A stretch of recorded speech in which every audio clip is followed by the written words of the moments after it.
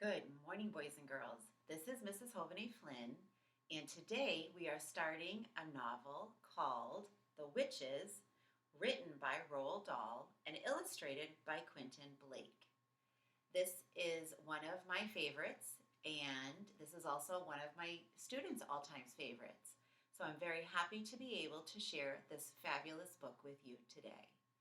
Before the story starts with chapter 1, it actually has a section here called A Note About Witches. In fairy tales, witches always wear silly black hats and black cloaks, and they ride on broomsticks.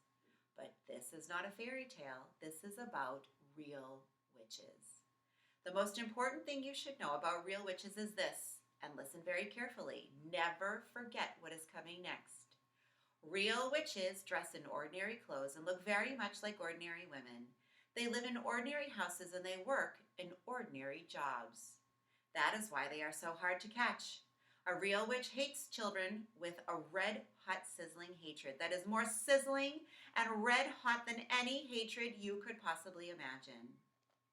A real witch spends all of her time plotting to get rid of children in her particular territory. Her passion is to do away with them one by one. It is all she thinks about the whole day long. Even if she is working as a cashier in a supermarket or typing letters for a businessman or driving around in a fancy car, and she could be doing any of these things, her mind will always be plotting and scheming and churning and burning and whizzing and fizzing with murderous, bloodthirsty thoughts. Which child, she says to herself all day long, exactly which child shall I choose for my next squelching? A real witch gets the same pleasure from squelching a child as you get from eating a plate full of strawberries and thick cream. She reckons on doing away with one child a week. Anything less than that and she becomes grumpy. One child a week is 52 a year. Squish them, squiggle them, and make them disappear. That is the motto of all witches. Very carefully a victim is chosen.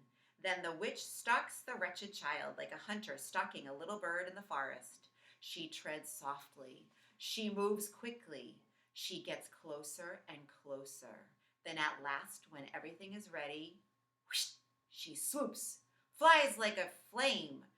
Oil boils, rats howl, skin shrivels, and the child disappears. A witch, you must understand, does not knock children on the head or stick knives into them, or shoot at them with a pistol. People who do those things get caught by the police. A witch never gets caught. Don't forget that she has magic in her fingers and devilry dancing in her blood. She can make stones jump about like frogs, and she can make tongues of flame go flickering across the surface of the water. These magic powers are very frightening. Luckily, there are not a great number of real witches in the world today, but there are still quite enough to make you nervous. In England, there are probably about 100 of them altogether. Some countries have more, others not quite so many. No country in the world is completely free of witches. A witch is always a woman.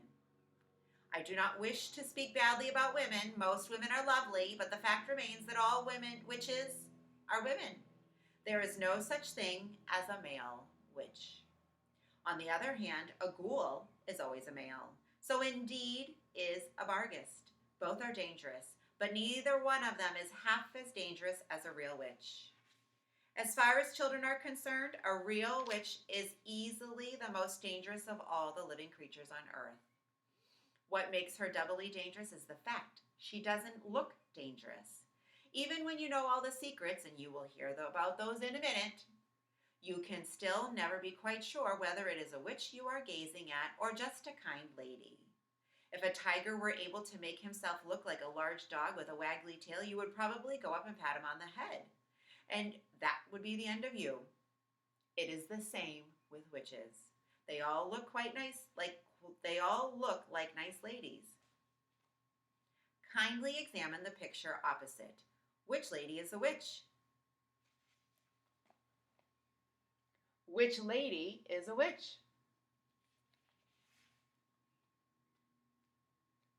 This is a difficult question, but it is one that every child must try to answer. For all you know, a witch might be living next door to you right now. Or she might be the woman with the bright eyes who sat opposite you on the bus this morning. She might be the lady with the dazzling smile who offered you a sweet from a white paper bag in the street before lunch. She might even, and this will make you jump, she might even be your lovely school teacher who is reading these words to you at this very moment. Look carefully at that teacher. Perhaps she is smiling at the absurdity of such a suggestion. Don't let that put you off. It could be part of her cleverness. I am not, of course, telling you for 1 second that your teacher actually is a witch. All I am saying is that she might be one. It is most unlikely, but here comes the big but. It is not impossible. Oh, if only there were a way of telling for sure whether a woman was a witch or not, then we could round them all up and put them in the meat grinder. Unhappily, there is no such way, but there are a number of little signals you can look out for, little quirky habits that all witches have in common. And if you know about these, if you remember them always, then you might just possibly manage to escape from being squelched before you are very much older. And tomorrow we will start with the first chapter called My Grandmother. Thank you for joining me today. This is Mrs. Jovane-Flynn, and I hope you come back and listen to the next chapter. Have a wonderful day, boys and girls.